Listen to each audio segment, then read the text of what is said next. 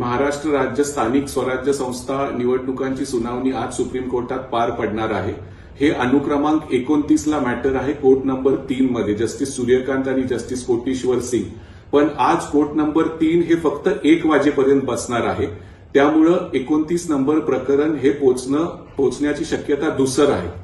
आता याचिकाकर्ता आणि राज्य सरकारला दोन्ही बाजूंना मिळून 1 वाजता जेव्हा कोर्ट राईज होईल, कारण हे कोर्ट 1 वाजेपर्यंतच बसणार आहे, 1 वाजताच हे मॅटर मेन्शन करावं लागेल। जर हे मॅटर पोहोचलं नाही 1 वाजेपर्यंत तर हे मॅटर मेन्शन करून लवकरात लवकरची तारीख घ्यावी लागेल। कारण आता जर सुप्रीम कोर्टनी जैसे ते स्थिती उठवली नाही, आज जर प्रकरण पोहोचलं नाही तर किंवा एका आठवड्यानंतरची जर तारीख मिळाली तरच जूनच्या आत ह्या निवडणुका होऊ शकतील। कारण तुम्हाला माहित असेल पावसाळ्यात ह्या निवडणुका होऊ शकत नाही। त्यामुळे आता जर हे प्रकरण जास्त लांबलं तर स्थानिक स्वराज्य संस्थांच्या निवडणुका हे दिवाळीच्या सुमारास म्हणजे सप्टेंबर ऑक्टोबरच्या सुमारासच होऊ शकतील।